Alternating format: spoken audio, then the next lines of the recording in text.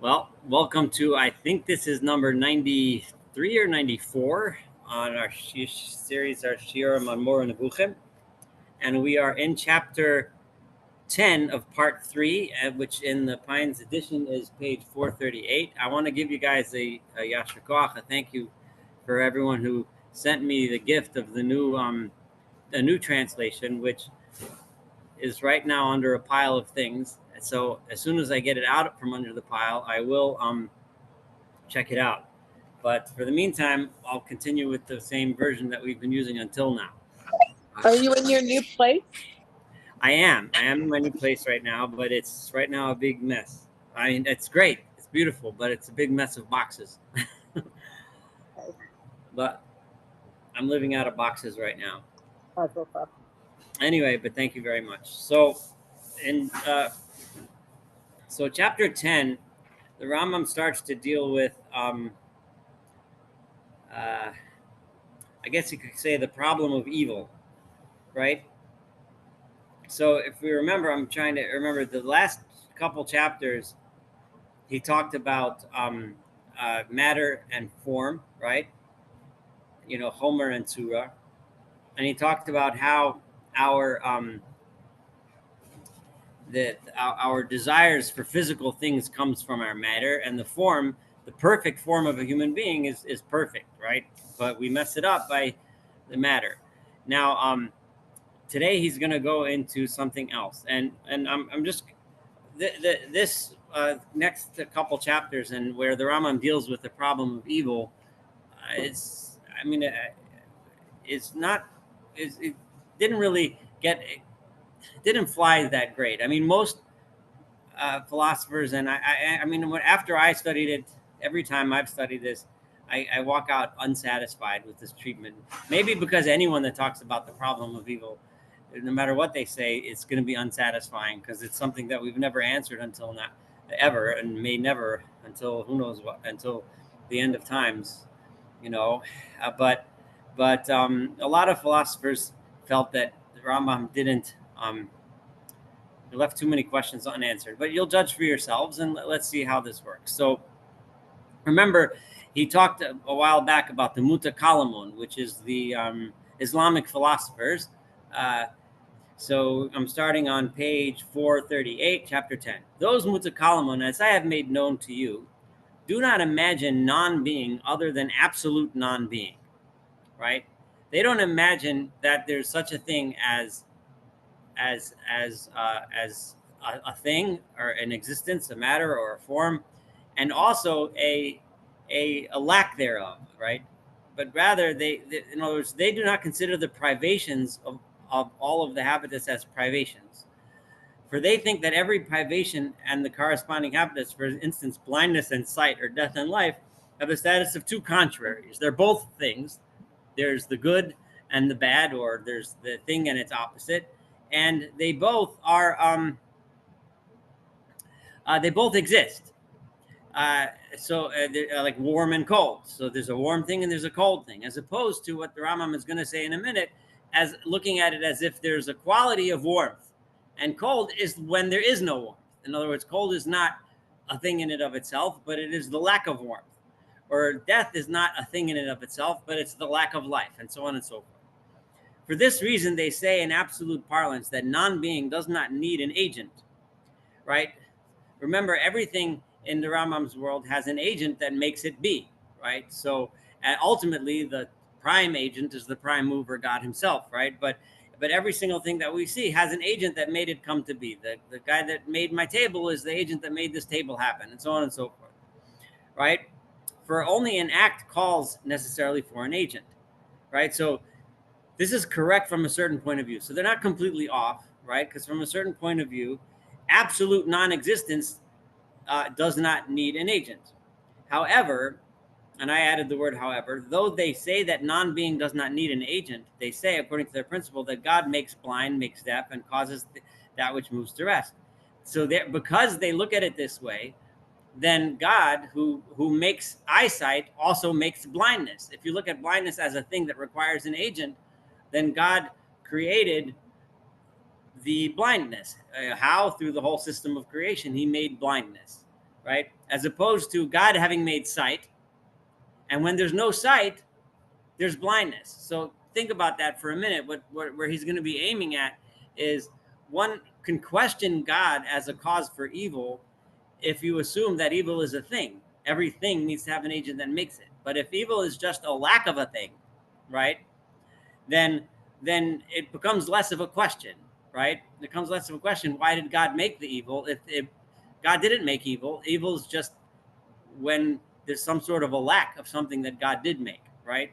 So it's going to get deeper than that, but I just want you to understand where we're going with this. For these privations are to their mind existent things. So therefore, those mutakalim and people that think like that, they think of blindness as a thing, right? Then they need to assume that God makes evil too, right? Now, it behooves us to let you know our opinion about this, according to what is required by philosophic speculation. So Rambam makes a point. Now you need to know what our opinion is, and he specifically specifies our opinion, meaning philosophy, not Torah, right? But in other words, what we would today call science or whatever. And he immediately goes into, of course, Aristotle. So now you already know. Now you know already that what removes an impediment of motion is, from a certain point of view, the mover, right? If let's say there's water pushing up against the wall, and you go and you open the door, and now the water rushes through, right? So by removing that impediment, you are, in a certain sense, causing the water to go through, right?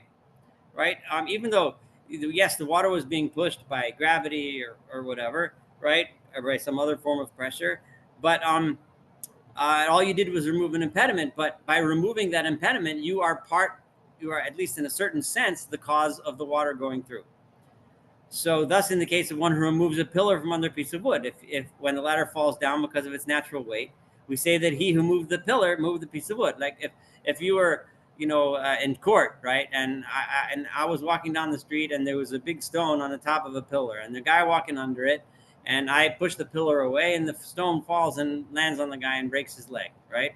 I'd be held responsible, right? Because why am I pushing the pillar away, right?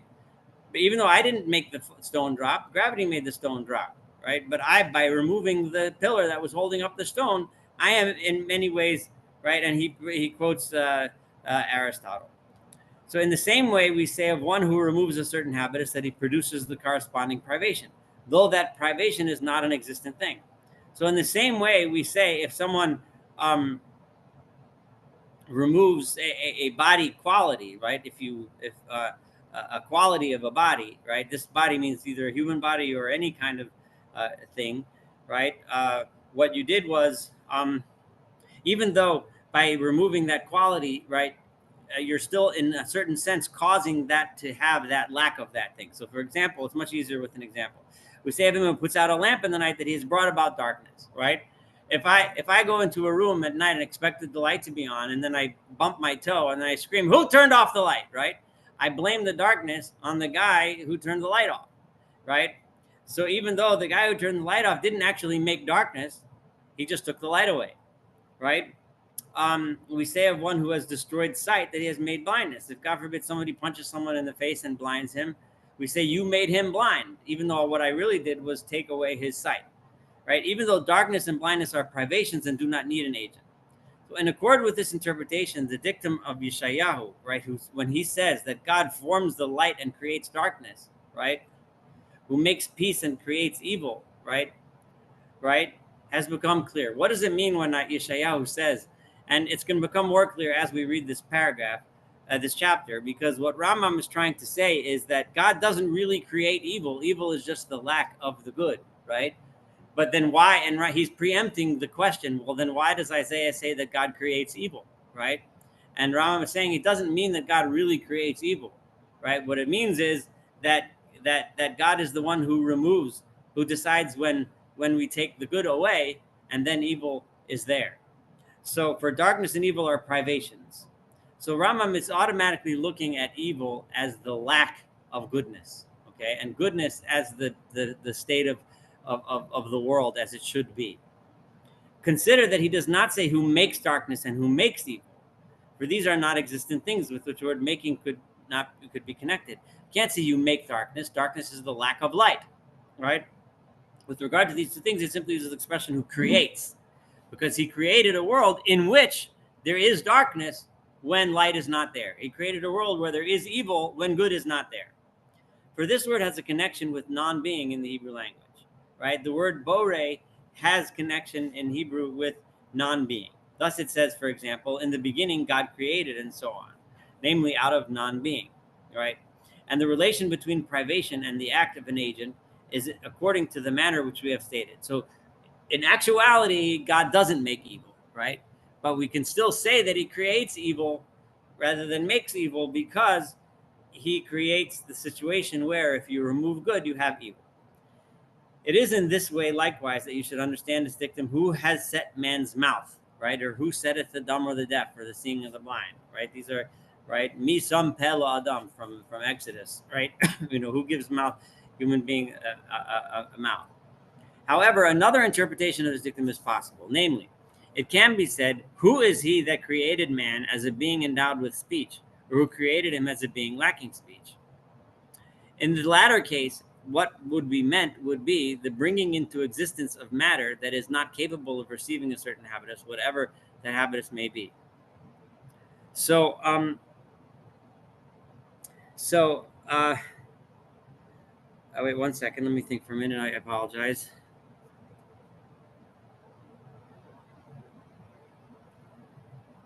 Okay, so for he who brings into existence a certain kind of matter that is incapable of receiving a certain habitus, right, may be said to have made the privation. Like, let's say I created a donkey, and a donkey can't speak.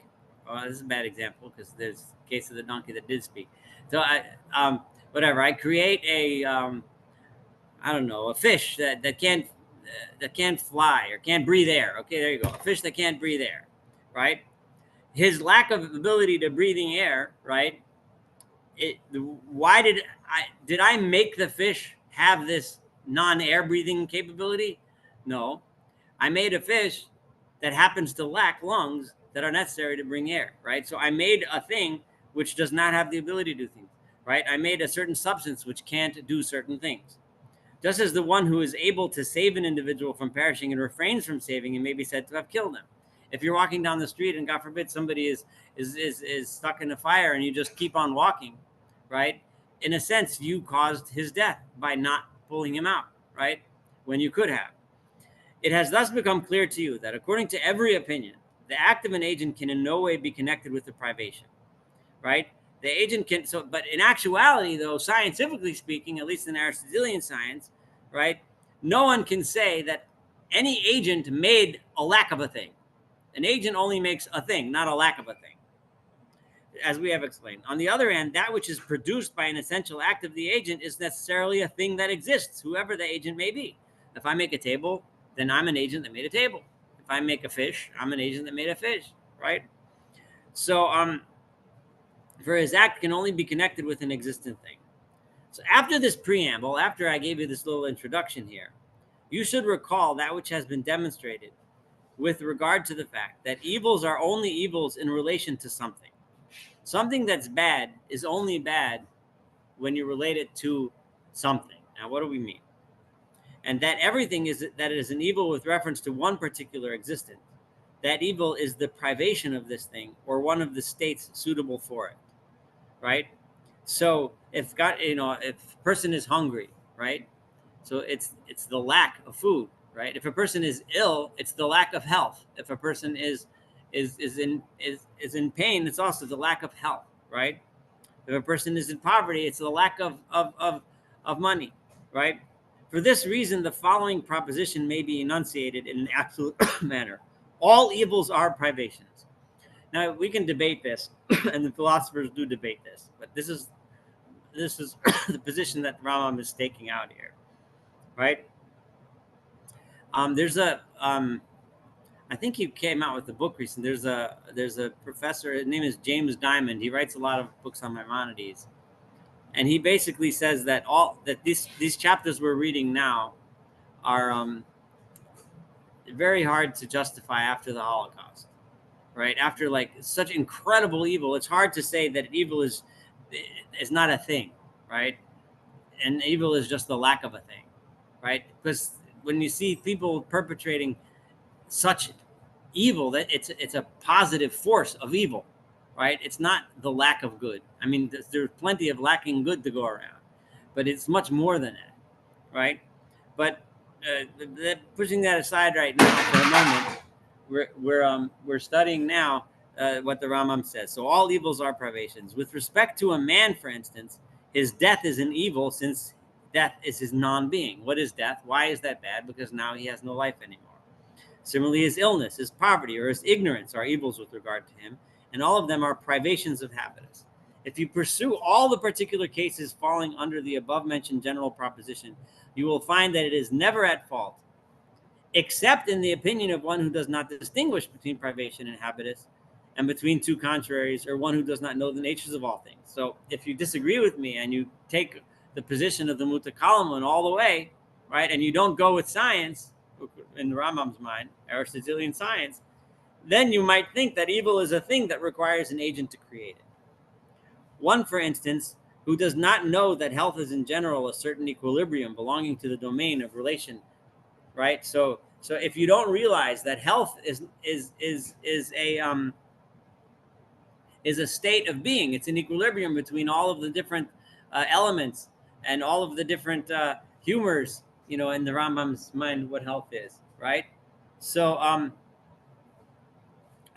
that, and then if you take away that relationship, one part is not relating to the other properly, right? That generally constitutes illness. That's where illness comes from. So illness is then a lack of something, right? It's something is not happening that's supposed to be.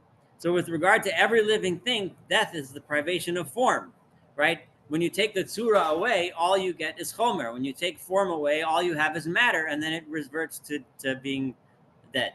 So similarly, with regard to everything that is destroyed among the other existence, its destruction is nothing but the privation of its form. So if there's a mountain and then there's an earthquake and the mountain falls, right? So that's the taking away of the form from the mountain, right? Now that mountain has lost its form and it's gone. After these premises, it will be known with certainty that it may in no way be said of God, may he be cherished and magnified, that he produces evil in an essential act. And this is the point that he was getting to this whole time, right? That God, that he, Rambam paraphrases himself, may be exalted, has a primary intention to produce evil. There's never such a thing as God deciding, I am going to do evil now, right? Never such a thing. Like I said, you can just imagine how highly controversial this is. But again, there must have been 8 million philosophers saying 9 million different things. But we're reading Maimonides. This is what he says. This cannot be correct. Rather, all his acts, may he be exalted, are an absolute good. For, excuse me.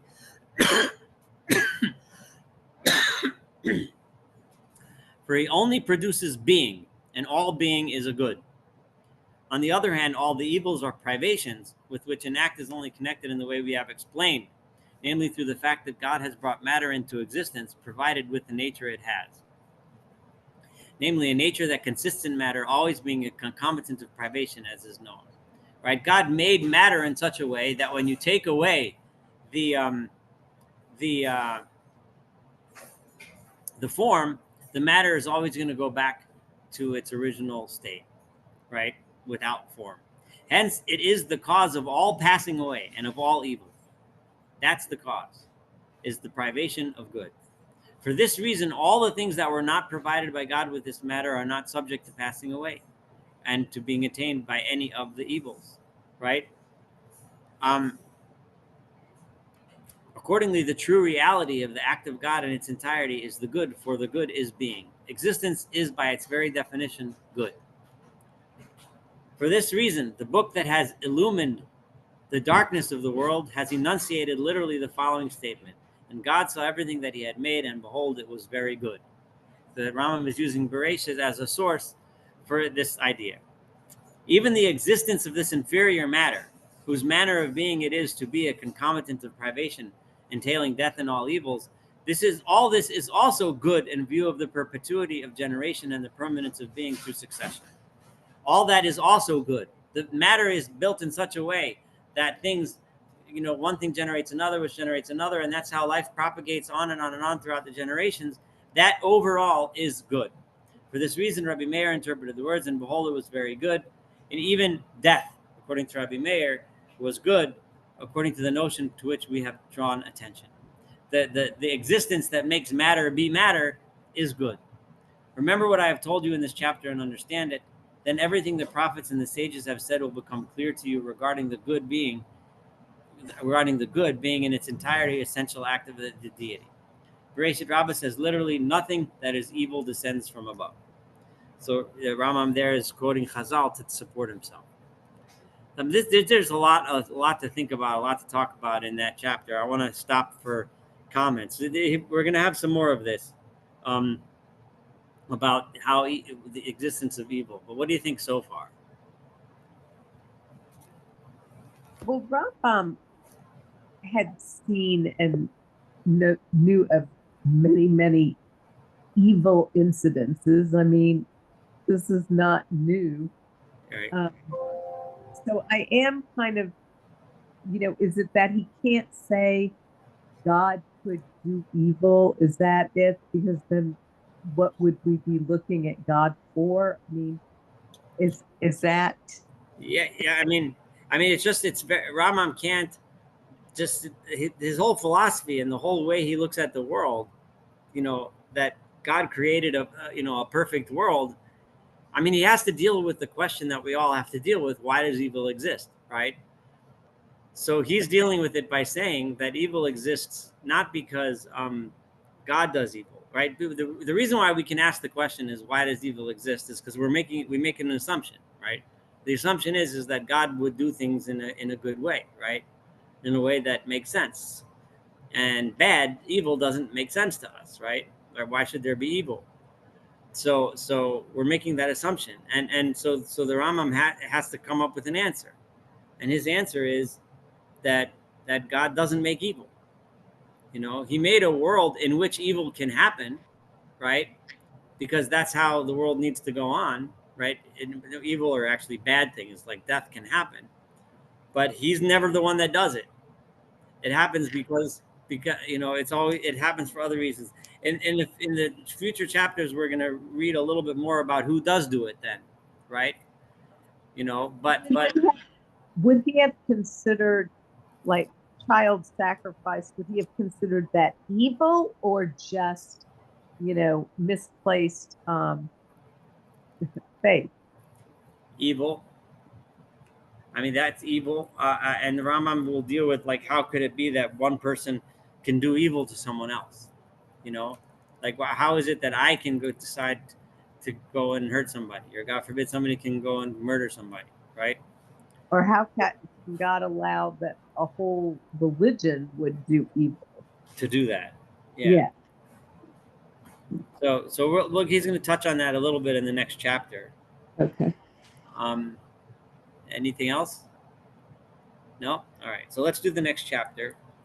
These great evils, this is chapter 11, page 440.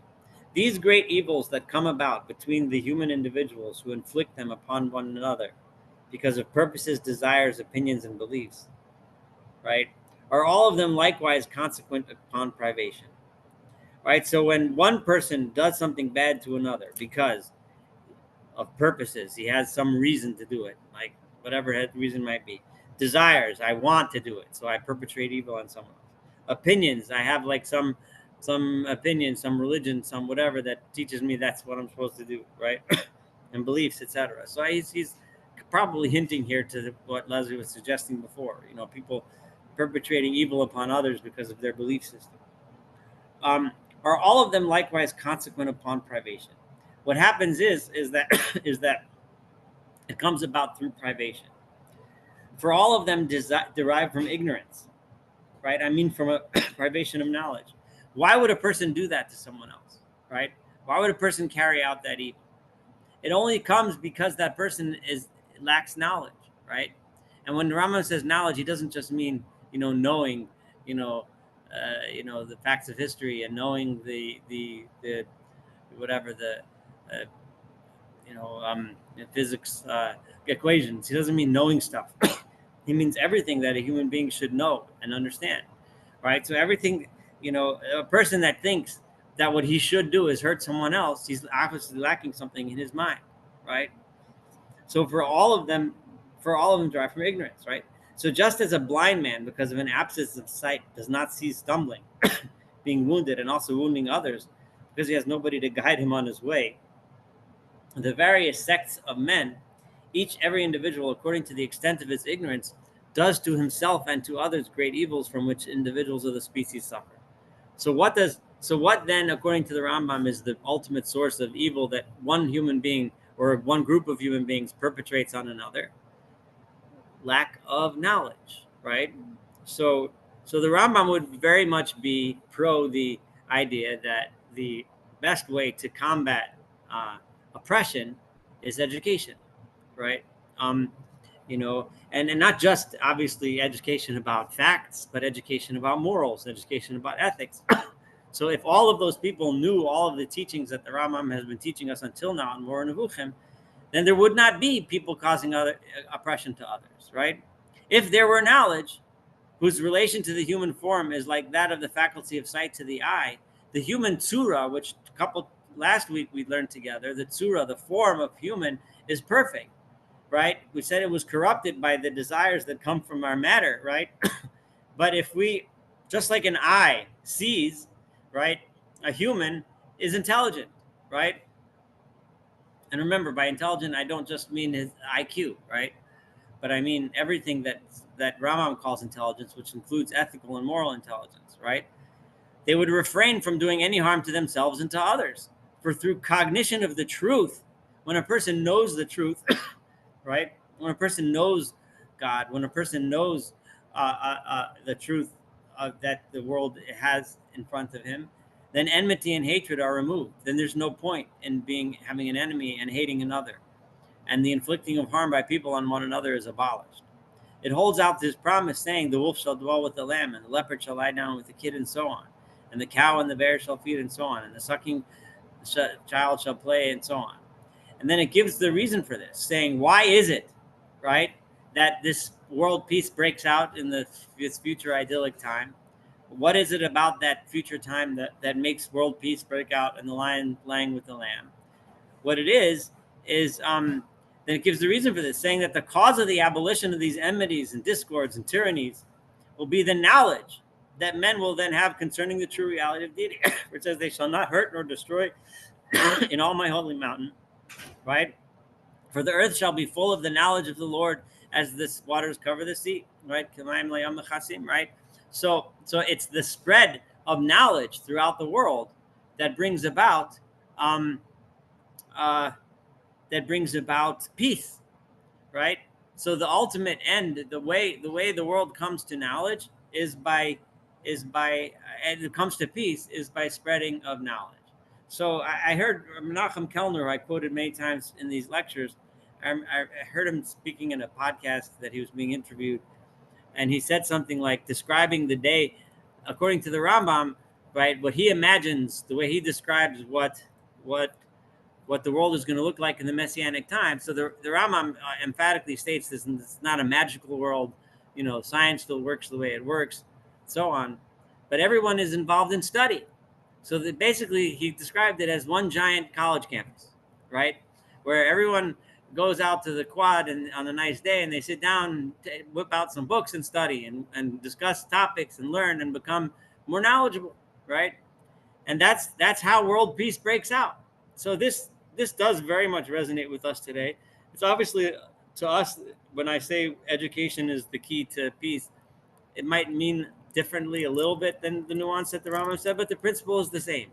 The idea is the same. And that is that if people are educated, if people know and understand what they're here for, why we're here, what's going on in this world, how beautiful the world is, how good the world is, then enmity and hatred and violence, all of that would go away.